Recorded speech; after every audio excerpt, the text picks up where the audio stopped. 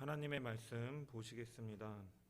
오늘 우리에게 주신 하나님의 말씀은 요한일서 2장 28절부터 3장 9절까지의 말씀입니다. 요한일서 2장 28절부터 3장 9절까지의 말씀입니다.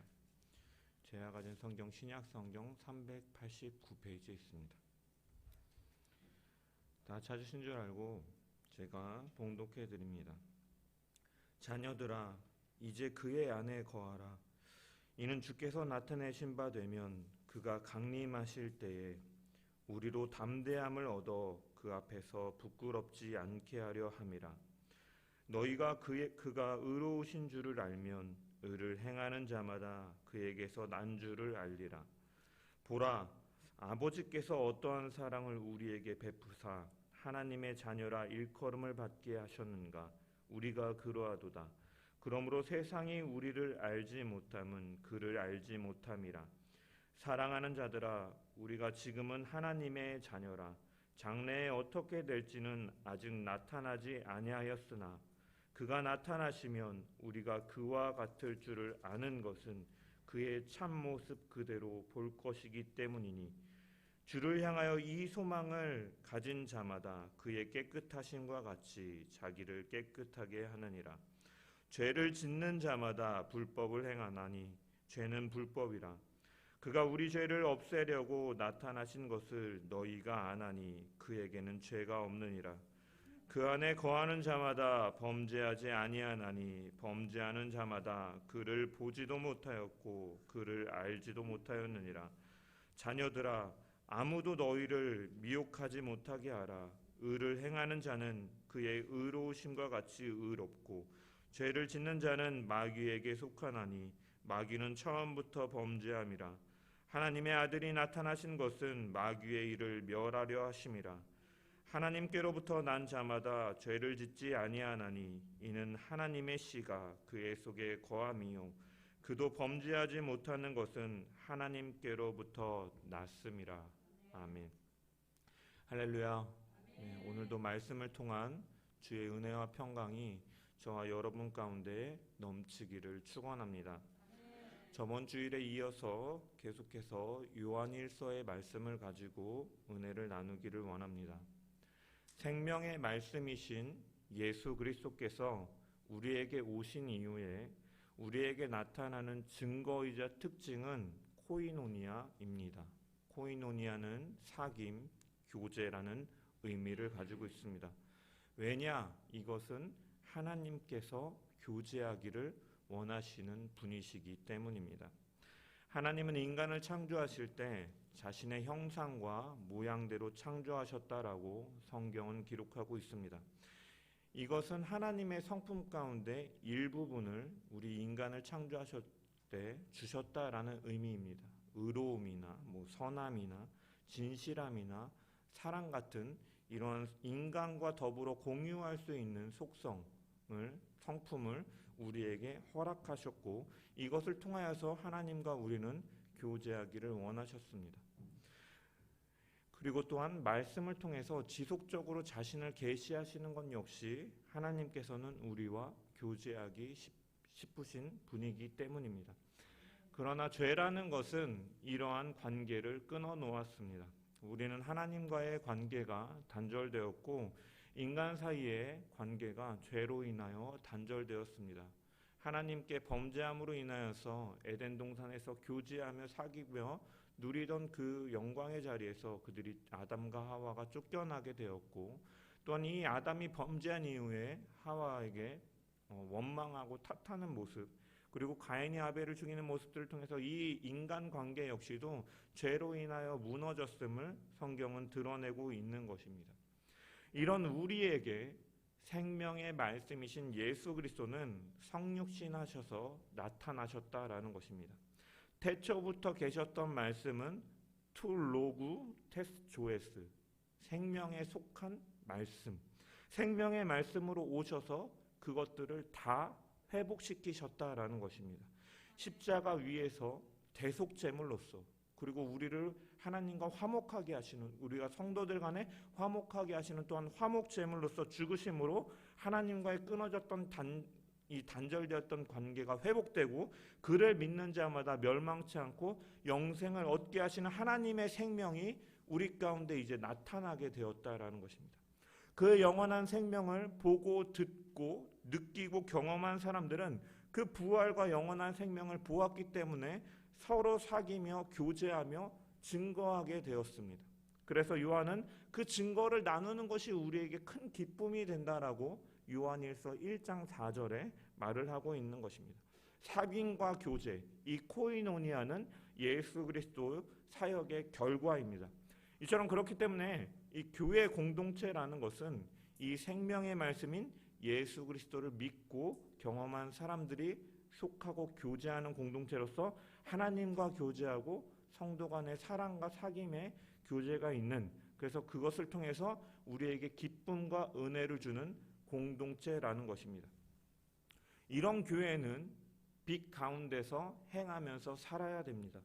왜냐하면 예수 그리스도는 영으로만 오신 것이 아니라 육신을 입고 인카네이션, 이 땅 가운데 성육신하여 오셨기 때문입니다.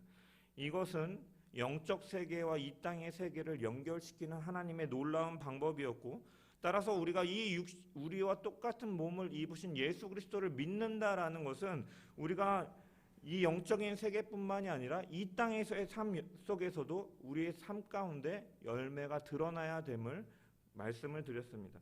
이렇게 1장에서 논리를 전개해 나간 요한은 이제 2장에서 하나님의 나라, 이 하나님의 코이노니아, 이 공동체, 교회를 이제 바깥 세상과 분리하고 구분하는 일들을 가진 이후에 이제 본문에서부터 2장 28절부터 이 3장까지 이제 이 공동체 내부의 이상적인 모습에 대해서 이제 요한은 언급하기 시작하는 것입니다. 이 요한은 이 단락의 시작 부분인 2장 28절에서 신자들에게 이렇게 권면합니다. 자녀들아, 이제 그의 안에 거하라 라는 권면으로 시작을 하고 있습니다. 세상과 구별하고 구분하고 분리한 교회 공동체는 이러한 공동체인데, 이 공동체를 향해서 하는 첫 마디가 바로 자녀들아, 이제 그의 안에 거하라 라는 것입니다. 여러분, 본문이 속한 단락의 끝 구절이 3장 24절인데요. 3장 24절에도 말씀을 보면 그의 계명을 지키는 자는 주 안에서 거하고 주는 그의 안에 거하시나니 라고 기록되어 있습니다. 자녀들아, 그의 안에 거하라. 계명을 지키는 자는 주 안에서 거하는 것이다. 그리고 주는 그 안에 거하신다. 이 인클로지오를 이루고 있는 것입니다. 하나님의 자녀됨, 그리고 이 서로 사랑하는 모습, 사랑함으로써 거듭남의 확신을 가지는 것은 이 예수 그리스도 안에 거함으로 인하여서 이러한 것들이 이루어진다라는 것을 요한은 이러한 구성을 통하여서 우리 가운데 메시지를 주고 있는 것입니다. 교회 공동체와 신자들이 그의 안에 거하고 주님은 우리 안에 거하는 것, 교회 공동체는 그 성부 하나님의 그 사랑의 확증인 예수 그리스도 안에 거하는 것이고, 또한 그 사랑으로 말미암아서 우리가 서로 사랑하고 화목한 공동체를 이루는 것이고, 주의 이름으로 이러한 일들이 이루어질 때 주님께서는 우리와 함께 계신다라는 것입니다. 이것이 바로 세상과 구별되는, 세상 속에 살아가는 교회의 모습인 것을 요한은 제시하고 있는 것입니다. 이런 교제의 중심에는 누가 있습니까? 바로 예수 그리스도가 있는 것입니다. 이 예수 그리스도야말로 하나님의 코이노니아, 하나님을 향한 수직적인 사귐, 그리고 공동체 안에서의 수평적인 사귐, 하나님의 자녀들이 의롭게 되어 사는 능력이 이 예수 그리스도 안에 담겨 있기 때문에 자녀들아, 그분 안에 거하라 라고 권면하고 있는 것입니다. 그래서 요한일서 1장 5절에도 보면 하나님은 빛이시고 우리도 빛 가운데서 행하면 우리가 서로 사귐이 있다 라고 할 때 그 빛의 중심에는 그 아들 예수의 피가 우리를 모든 죄에서 깨끗게 하신다라고 말씀하고 있는 것입니다. 이 예수가 너무나 중요하기 때문에 이 예수를 말하고 있고 이 예수 안에 거하라라고 요한은 권면하고 있는 것입니다. 28절의 말씀, 자녀들아 이제 그의 안에 거하라. 이는 주께서 나타내신 바 되면 그가 강림하실 때 우리로 담대함을 얻어 그 앞에서 부끄럽지 않게 하려 함이라. 아멘. 신자들에게 주 안에서 거하라고 권면하는 요한은요, 어떠한 마음을 가지고 이 성도들에게 권면하냐면 정말로 너무나 애정을 가지고 사랑하는 마음을 가지고 그들에게 권면하고 있는 것이에요. 이것은 성도들을 향해서 요한이 어떠한 단어로 지칭하는가를 통해서 잘 드러나게 되는데, 여기 28절과 같이 28절, 3장 7절 그리고 18절에 보면 성도들을 향해서 자녀들이요, 하나님의 자녀들이요, 그리고 3장 2절 21절에 보면 사랑하는 여러분, 그리고 3장 1절 10절에 보면 하나님의 자녀들, 그리고 3장 13절에 보면 이 형제 여러분, 이러한 모든 표현들은요 모두 가족 안에 쓰는 호칭이라는 것이에요. 요한에게 있어서 교회 공동체 이 성도들은 어떠한 존재들이냐면 예수로 말미암아서 하나님의 가족이 되는 의미를 가지고 있기 때문에, 그래서 한 명 한 명이 다 형제요 자매요 가족이기 때문에 자녀들아, 사랑하는 형제들아 이렇게 표현하고 있는 것입니다. 그리고 또 한편으로 이런 표현은 그 공동체 안에는 예수 그리스도가 있어야 한다라는 의미인 것이에요. 이처럼 우리가 이 예수 그리스도를 신앙생활한다라는 것은요, 단순히 예수를 믿는 데서 끝나는 것이 아니라 그의 안에 거해야 된다라는 것이. 왜냐? 예수 안에 거할 때 장차 올 날의 그 영광에 우리가 동참하게 되는 것이기 때문입니다. 여러분, 한국의 옛 이야기 소설이나 실제로 이제 암행어사라는 이런 캐릭터가 있잖아요. 암행어사라는 캐릭터는 어떠한 캐릭터냐면 이제 타락한 이제 관료들이 이 백성들의 그 피 같은 세금으로 자신들은 배불리 먹으면서 이제 백성들은 정말로 그 과도한 세금으로 인해서 살기 어려운 때에 나타나는 캐릭터입니다. 그래서 거지처럼 때로는 노숙자처럼 이렇게 허름한 복장을 하고 그들에게 이 탐관 오리들에게 다가가서 그들의 세태를 꼬집는 것이죠. 비꼬는 시조를 읊으면서 니네가 이렇게 하면 되겠느냐 이 불의한 녀석들아 라고 이렇게 비꼬면서 초라한 행색을 하고 그가 처음에 나타나는 것입니다. 그 소리를 듣고 관료들은 이런 거지 새끼가 어디서 나와가지고 이런 우리를 조롱하느냐 하면서 비웃기도 하고 조롱하고 때로는 매를 때림으로 그를 쫓아내기도 하는 것입니다. 그런 다음에 그가 또다시 등장하게 되는데 두 번째 등장할 때는 어떻게 등장하느냐, 첫 번째 그 초라한 거지의 행색으로 등장하고 자신의 신분을 속이고 등장하는 것이 아니라 말끔한 관복을 차려입고 왕이 하사한 그러한 금띠를 두르고 손에는 마패를 들고 수많은 그 부하들과 함께 암행어사 출도하면서 영광스럽게 나타나고 그 불의한 자들, 부패한 자들을 징벌하는 일을 갖게 됩니다. 두 번째 그가 나타났을 때 악인들은 부끄러움과 수치를 당하게 되는 것인데, 오늘 제가 본문 28절, 29절의 말씀을 읽으면서 그러한 장면들이 사실은 연상되는 장면이라고 할 수가 있습니다. 28절에 그가 강림하실 때에 우리로 담대함을 얻어 그 앞에서 부끄럽지 않게 하려 함이라. 헬라어로 보면 엔테파르시아 아우투라는 단어가 이 관용구가 쓰여져 있는데, 그가 오시는 날 엔테파르시아 아우투, 이 관용구는 언제 쓰이냐면 그 당시에 로마 황제가 이제 행차할 때 종종 사용되는 표현입니다.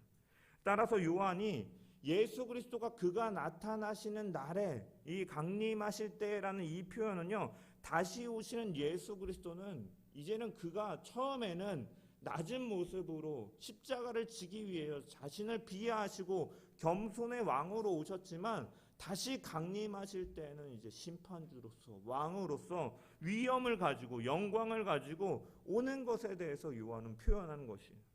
그가 오실 때 영광스럽게 위엄을 가지고 오실 것이다. 십자가를 지기 위해서 자신을 비하하시고 가장 낮은 겸손의 모습으로 오신 예수님께서 심판주이자 왕으로서 그날에 오실 것이고, 그날에 오게 되면 악인들은 부끄러움을 당하게 될 것이고 주님 안에 있는 자들은 부끄럽지 않게 하려 함이니라, 이렇게 말을 하고 있다라는 거예요. 예수 그리스도가 이제 이 땅 가운데 다시 재림하시게 되면 어떠한 일이 벌어집니까? 이제는 모든 것이 끝이 나는 거예요. 사단이 잠시 지배하는 이 세상, 코스모스라고 하는데, 이 세상을 이제는 주님께 완전히 넘겨주고 그 왕이신 그 심판주이신 예수 그리스도의 그 위엄 앞에 굴복하게 되고 새 하늘과 새 땅이 펼쳐지는 영광의 날이 시작되는 것입니다. 그런 영광스러운 심판주가 지금은 암행어사가 처음 나왔을 때 어떻게 보면 초라하고 비루한 모습으로 그들 가운데 나타났던 것과 같이 예수 그리스도께서는 이 땅에 속죄 제물로, 화목 제물로 이 땅 가운데 오셨다라는 것이에요. 이미 오셨다라는 것이에요. 그렇기 때문에 우리는 그분 안에 거할 때, 우리는 그 날에 주님께서 심판주로 왕으로 오시게 될 때 부끄럽지 않게 된다라는 것입니다. 여러분, 암행어사가 그 거짓고를 하고 비루한 모습으로 나타났을 때 그에게 긍휼을 베풀고 의롭게 대한 사람이 과연 몇이나 되었을까요? 사실은 뭐 그런 사람이 있다 치더라도 그 부정한 관리들이 아마 그 역시도 가만히 두지 않았을 것입니다.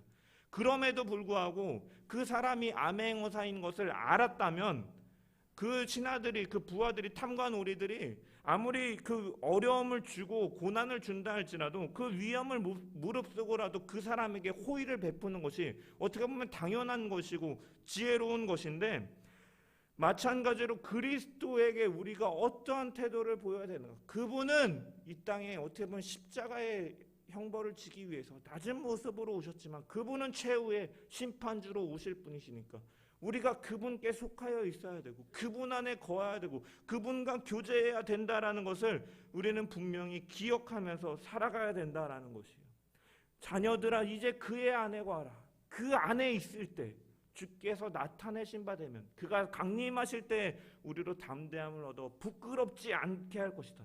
그분 안에 거하고 그분과 교제하는 사람들, 그분을 심판주로 오시기 전에 믿음으로 그분 안에 거하는 자들은 그날의 담대함으로 나아갈 수 있다라는 것이에요. 영광된 자리에 거하기 위해서 속죄제물이자 화목제물로 오신 예수 그리스도 그 안에 우리가 거하고 있어야 된다라는 것을 요한은 강조하고 있는 것입니다. 그가 나타나신 바, 그가 나타내신 바 될 때, 여러분 이 말은요, 이 파네로테라고 이렇게 쓰여져 있는데 이 표현은 수동태예요. 수동태가 무엇이냐면 능동태와 수동태가 있는데, 능동태는 그 주어 스스로 어떠한 일을 행하여서 결과가 따라오는 것을 능동태라고 말해요. 예를 들어서 내가 지갑을 잃어버렸다라는 것은 내가 부주의해서 지갑을 잃어버렸다. 이건 능동태예요. 수동태는 내가 지갑을 도둑 맞았다라는 거예요. 그러니까 지갑을 잃어버린 결과는 똑같지만 어떠한 도둑으로 인하여서 이 주어가 그러한 일을 당하였다라는 것인데, 여러분 그가 나타내신 바 되는 것이 여기 수동태로 쓰여져 있다는 것은 무엇이냐면 그리스도의 영광스러운 정체, 심판주로 왕으로서 오시는 일은요 성부 하나님의 뜻에 따라서 나타나게 된다라는 것을 요한이 말을 하고 있는 것이에요. 성부 하나님 아버지의 그 경륜과 섭리 속에서 이제 그날과 그때가 드러난다라는 거예요. 여러분 우리는 예수 그리스도의 초림 이후의 시대를 살고 있어요. 그리고 예수 그리스도의 재림 이전의 시대를 살아가고 있어요. 이미와 아직, 올레디와 나댓, 이것을 마지막 때라고 성경은 이야기하고 있는 것이에요. 이 마지막 때를 살아가는 우리의 모습이요, 암행어사를 알았을 때 그 관료들을 통해서 수치와 멸시를 당한다 할지라도 그 사람에게 호의를 베푸는 것을 포기하는 사람은 없는 것처럼 우리가 예수 그리스도가 정말로 심판주로 영광의 왕으로 오실 것을 알고 있는 사람이라면 우리는 그분 안에 필사적으로 거해야 되고 그분과 교제해야 된다라는 것을 성경은 분명히 제시하고 있다라는 거예요. 왜? 수치를 피할 수 있는 유일한 길은 예수 그리스도와 코이노니아 교제하며 그의 안에 거하는 자들만이 수치를 면하게 되기 때문입니다. 그날에 수치를 거하지 않으려면 당장 지금 우리는 그분 안에 거해야 되는 것입니다. 때가 되면 하겠죠. 지금은 적당히 하다가 나중에 그날이 좀 임박하면 하겠죠. 하는 사람은 미련한 자입니다. 왜냐? 제가 수동태로 표현했다 그랬잖아요. 예수님께서 그날과 그때를 뭐라고 말씀하셨냐면 그날과 그때는 아버지밖에 모른다고 말씀하셨거든요. 그날이 도적같이 이른다고 말씀하셨거든요. 그렇기 때문에 우리는 지금 당장 지금 이 순간 항상 주 안에서 거하기를 소망하면서 우리는 깨어서 살아가야 된다라는 것이요. 그래서 요한은 본문 2절에 지금 우리가 하나님의 자녀다라는 것을 강조하는 거예요. 지금 우리가 하나님의 자녀다. 지금 이 순간 이것이 중요하다라는 거예요. 그날의 왕으로 심판주로 오실 그 예수 그리스도를 맞이하려면 우리는 언제나 그분 안에 거해야 된다는 거예요. 떠나지 말아야 된다는 거예요. 설사 다른 것을 잃는다 할지라도, 이 땅에 다른 것을 잃는다 할지라도 그 생명을 주시는 아들 예수 그리스도 안에, 그 사랑 안에, 아버지의 사랑 안에 우리는 거하면서 살아가야 된다는 것이에요. 주님 안에 거하는데 방해가 되는 요소가 내 삶 가운데 있다면 그게 우상이라는 것이에요. 그것이 재물이 될 수도 있어요. 명예가 될 수도 있어요. 사람과의 관계가 때로는 예수 안에 거하는 것에 방해가 될 수도 있어요. 건강이 우리가 예수 안에 거하는 것에 방해가 될 수도 있어요. 그러나 그 무엇도 주님보다 우선될 수 없다라는 거예요. 세상의 빛 성도 여러분 모두가 다 주님 안에 거하는 것을 최우선의 목적으로 살아가는 저와 여러분 되기를 소망합니다. 그렇다면 그의 안에 거하는 자는 어떠한 사람이냐? 29절의 말씀에 해답이 담겨 있습니다. 우리 29절 말씀을 한번 읽어보겠습니다. 시작. 너희가 그가 의로우신 줄을 알면 의를 행하는 자마다 그에게서 난 줄을 알리라. 아멘. 의로우신 줄 알면 의를 행하는 자마다 그에게서 난 줄을 알리라. 여러분, 신자들은 하나님이 의로우신 줄 알고 있는 사람들입니다. 그렇기 때문에 이 문장을 다르게 표현하면 그가 의로우심으로 그 의를 행하는 자마다 그에게서 난 것이다라는 거죠. 이미 그는 의로우시기 때문에 그에게서 난 자 역시 의를 행한다라는 의미예요. 요한은요, 사람들이 의를 행함으로 하나님의 자녀가 된다는 것이 아니라 하나님께서 의로우시기 때문에 자녀된 사람 역시도 의로울 수밖에 없다라고 말하는 것이에요. 예수 안에 거하는 자, 하나님의 자녀는 하나님이 의로우시기 때문에 의로울 수밖에 없다. 의로움이란 그 사람이 이미 하나님의 자녀가 되었다는 것을 나타내는 표지로서 요한은 말을 하고 있는 것입니다. 그리스도 안에 거한다라는 것은 외형적인 교회 안에 있는 것이 아니라 교회 내에서 목사나 장로나 권사나 집사 이런 직분을 가지고 있을 때 그분 안에 거하는 것이 아니라 의를 행하는 자가 그분 안에 거하는 것이다라고 요한은 말을 하고 있는 거예요. 의를 행하는 사람이 그리스도 안에 있는 사람이다라는 말씀인 것입니다. 여러분, 그렇다면 이런 질문을 던져볼 수가 있어요. 의를 행하는 사람, 그럼 하나님의 자녀가 된 사람들은 죄를 짓지 않는 사람입니까? 나는 이렇게 죄를 짓고 사는데 그럼 나는 하나님의 자녀가 아닙니까? 이런 생각을 가질 수가 있잖아요. 오늘 본문 말씀을 읽어봐도 그렇잖아요. 9절의 말씀 보면 이런 생각이 더 들 수 있어요. 하나님께로부터 난 자마다 죄를 짓지 아니하나니 이는 하나님의 씨가 그의 속에 거함이요 그도 범죄하지 못하는 것은 하나님께로부터 났음이라. 이 구절만 보면 하나님의 자녀는 절대 죄 짓지 않는 사람이어야지만 하나님의 자녀가 된다라고 우리가 생각할 수가 있어요.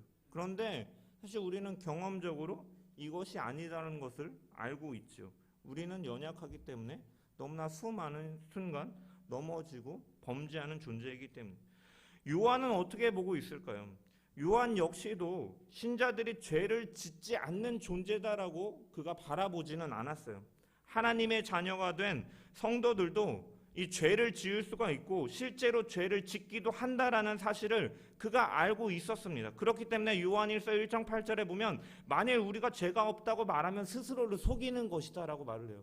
신자들에게 편지를 썼다 그랬잖아요. 신자들도 죄를 짓는 존재다. 우리에게 죄가 있다라는 것을 요한도 말을 한다라는 것이에요. 그러면 이 구절을 어떻게 해석해야 될까? 여러분, 그래서 어떤 사람들은요, 이 구절을 가지고 그리스도인들은 비록 육체는 죄를 범한다 하더라도 새로운 본성상 죄를 짓지 않는 존재다라고 주장하기도 해요. 이것은요, 영과 육을 구분하는 영지주의자들, 이원론자들에게서 주장되는 거예요. 오늘날 구원파가 이러한 교리를 가지고 있죠. 그러나 제가 계속 말씀드리지만 인간이라는 존재는 영과 육을 따로 구분하는 존재가 아니라고 말씀을 드렸어요. 예수 그리스도의 성육신으로 우리는 육신을 지닌 이 땅 가운데서 열매가 드러나야 된다는 것을 제가 계속 말씀드렸다고요. 그래서 또 어떤 사람들은요, 하나님의 자녀는 그러면 고의적으로 죄를 짓지 않는 자들이다라고 주장을 해요. 근데 여러분, 실제로 우리가 죄인 줄을 알면서도 우리가 때로는 지을 때가 있잖아요. 그렇다면 이 구절에서처럼 하나님께로부터 난 자는 누구나 죄를 짓지 않는다, 이 구절을 우리는 어떻게 이해해야 되냐라는 것이에요. 여러분, 이게 한글 성경이기 때문에 사실 의미가 잘 드러나지 않지만 헬라어 원어로 보면 이게 명확하게 드러나는데, 죄를 짓지 않는다라는 것을 하마르티안 우 포이에이, 하마르티안 죄를 우 아닌 포이에이 만들지 아니한다, 죄를 만들지 아니한다. 여기서 이 만들다, 생산하다, 짓다라는 이 동사 포이에오를 현재형으로 기록하고 있거든요. 이 만들다를 현재형으로 기록하고 있는데, 이것은 무엇이냐면 반복적이고 습관적인 현재를 가리키는 표현이에요. 그러니까 이것은 무엇이냐면 신자가 계속해서 습관적으로 같은 죄를 지을 수가 없다라는 의미예요. 죄를 아예 짓지 않는 존재가 아니라, 우리는 죄와 싸워야 되지만 이 죄를 짓지 않는다라는 이 유한의 표현은요, 지속적으로 반복적으로 습관적으로 아는 죄를 계속 범하면서 내가 구원받은 존재다라고 살아가는 존재가 아니다라는 것을 성경은 말을 하고 있다는 거예요. 정말 하나님의 자녀로서 자기 안에 예수 그리스도의 생명이 있는 자라면 습관적으로 짓는 죄가 점점 심해진다면 그 말씀이, 우리 안에 계신 성령이, 또한 우리에게 계시하신 하나님의 말씀이 그것이 죄다, 하나님은 그 죄를 싫어하신다, 그 죄를 없애기 위해서 하나님께서 어떠한 일을 행하셨는지를 말씀하고 계시기 때문에 우리가 계속해서 그것을 반복적으로 습관적으로 타성에 젖어서 지을 수가 없다라는 것을 요한은 말을 하고 있는 것이다. 의를 행하면서 살아간다라는 것은 그러한 거예요. 하나님은 의로우신 분이기 때문에, 죄를 싫어하시는 분이시기 때문에, 우리는 죄인 된 본성을 가지고 연약한 육체를 지닌 존재이기 때문에 완벽하게 의를 행하면서 살아갈 수는 없지만, 그럼에도 불구하고 예수 안에서 그 하나님께서 어떠한 일을 베푸셨는지를 알고 그 죄로 인해서 예수 그리스도가 왜 십자가를 지셨는지를 알게 된다면 그 사랑 때문에 우리는 반복적으로 습관적으로 죄를 가벼이 여기면서 살아갈 수가 없다라는 것을 요한은 말을 하고 있다라는 거예요. 그리고 그것이 바로 의로우신 하나님의 거하는 증표, 표지다라는 거예요. 하나님의 자녀는 그렇게 살 수밖에 없다라는 거예요. 드러날 수밖에 없다라는 거예요. 왜? 하나님은 의로우신 분이기 때문에 하나님의 자녀도 의로울 수밖에 없다라는 것이죠. 제 딸 하울이를 보면 누가 봐도 제 딸이라고 이야기를 합니다. 네. 왜? 비슷하니까. 그런데 여러분, 하울이가 비슷하다 할지라도 저랑 100% 똑같지는 않아요. 외모가 많은 부분이 닮아 있고, 뭐 말투나 행동, 뭐 성품, 뭐 이런 낯가리는 성격, 이런 것들이 이 깜짝 놀랄 정도로 저와 비슷한 모습이 드러나기는 하지만, 누가 가르쳐 주지도 않았는데 그런 것들이 드러날 때마다 얘는 정말 내 자식이구나라는 것을 제가 발견할 수가 있어요. 여러분, 우리가 하나님 안에 거한다라는 것, 예수 그리스도 안에 거한다라는 것은요, 우리가 그분의 자녀라는 것은 이 하나님의 씨앗이 우리 가운데 심겨진 것이고, 선하신 하나님의 성품이 우리 곳곳에서 드러나게 된다라는 의미를 가지고 있다는 것이에요. 하울 안녕? 저 자기 얘기하니까 쳐다봐요, 이렇게. 우리는 십자가의 복음을 오해할 때가 많이 있어요. 십자가 복음은 예수님께서 우리 죄를 지시고 십자가에서 보혈을 흘리셨으므로 우리의 모든 죄가 다 사함을 받았다라는 의미를 가지고 있다 그랬어요. 그런데 그것이 이제는 우리가 죄를 마음대로 짓고 살아서 된다라는 의미는 아니라는 것이에요. 하나님께서는 십자가를 보시면서 분명히 말씀하셨어요. 이제 너는 나의 자녀야. 나는 네가 어떠한 죄인이라도 네가 이 십자가를 믿음으로 고백하면 나는 너를 받아들일 거야. 너는 이제 천국 백성이 되었어라고 하나님은 선포하신다라는 거예요. 그런데 너의 모든 죄가 사함을 받았어라는 이 선포가 우리에게 죄를 짓고 막 살아도 된다라는 의미는 아니다라는 거예요. 부모가 자식한테 너는 어떤 일이 있어도 내 자녀야. 나는 너의 부모가 되어줄게. 언제나 너는 내 자녀라고 말하는 것이 네 마음대로 살라라는 의미를 가지고 부모가 말하는 사람은 한 명도 없어요. 그만큼 너를 사랑하니까 넌 정신 똑바로 차리고 바르게 살라는 의미에서 말을 하고 있는 것이에요. 마찬가지예요. 하나님도 우리에게 말씀하시는 것은, 이 본문이 성경이 말씀하고 있는 것은 이런 것이다라는 거예요. 하나님께서 우리에게 베푸신 사랑을 기억하고, 하나님은 의로우시기 때문에 너희가 그의 안에 거하면 우리도 의로울 수밖에 없다라는 것을 나타내고 있다라는 거예요.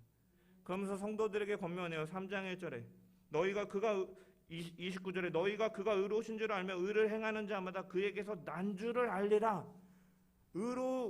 너희가 의로워야 된다. 그러기 위해서 너희는 무엇을 생각해야 되냐? 보라, 아버지께서 어떠한 사랑을 우리에게 베푸사 하나님의 자녀로 일컬음을 받게 하셨는지를 니네가 생각해봐라. 예수 그리스도가 그 중심 가운데 있을 때 이런 것이 나타나게 된다는 거예요. 하나님이 우리에게 어떠한 사랑을 베푸셨는지를 기억하면 우리가 그분 안에 거할 수밖에 없고 그 의로움이 나타날 수밖에 없다라는 것을 말하고 있는 것이에요. 성경은 어떻게 보면 지겨울 정도로 하나님께서 하신 일에 대해서 굉장히 생색을 내는 책입니다. 왜? 하나님께서 우리를 향한 그 구원은요, 하나님 편에서 시작되었다라는 것을 지속적으로 강조하기 위해서 하나님께서 하셨다라는 거예요. 반대로 이야기하면 인간은 지속적으로 실패하는 존재다라는 것을 보여주는 거예요. 출애굽기를 보면 이스라엘 백성들이 그들의 구원을 위해서 놀랍도록 일하시는 하나님의 그 구원하심의 그 손길을 바라보았어요. 10가지 재앙을 통해서 물이 피로 변하고 개구리가 가득 차고, 그리고 먼지가 이로 변하기도 하고, 파리가 들끓기도 하고, 가축이 죽음을 당하고, 우박이 내리고, 메뚜기 재앙이 내리고, 흑암이 생기고, 장자가 죽음을 통하여서 이러한 10가지 재앙들을 통해서 그 애굽의 사람들이 섬기고 있는 그 신들보다, 우상들보다 내가 진짜 살아있는 신이야, 내가 뛰어난 신이야 라는 것을 보여주신 하나님을 그들이 경험했다라는 거예요. 홍해를 가르고 그들을 건너게 하시고, 애굽의 군사들은 수장시키시고, 정말 먹을 것이 없을 때 그들이 만나와 메추라기를 통하여 그들을 공급하여 주시고, 옷이 해지지 아니하고 그들이 신발이 해지지 아니할도록 하나님께서 그렇게 수시로 은혜를 베푸시고 구원을 보이셨음에도 그 사람들은 어려움이 닥칠 때마다 불평하고 불만을 가진 존재다라는 것이에요. 이것은 인간의 전적인 무능력의 상태, 전적 타락의 상태를 보여주는 것이고, 그렇기 때문에 우리가 이 안에 거하는 건 예수께서 그렇게 하셨기 때문에 가능하다라는 것을 보여주고 있는 것이고, 하나님의 사랑으로 말미암아서 우리가 가능하다라는 것을 보여주고 있는 것이에요. 여기서 하나님께서 우리에게 어떠한 사랑을 베푸셨는가, 그래서 어떻게 우리를 하나님의 자녀라 일컬음을 받게 하셨는가, 너희는 보라는 것이에요. 하나님께서 하셨기 때문에 가능하다는 거예요. 여러분, 이 하나님이 어떠한 사랑을 베푸셨는가, 어떠한이라는 것을요, 포타포스라는 헬라어가 쓰여 있는데, 이 원형은 포타펜이라는 원형이에요, 헬라어가.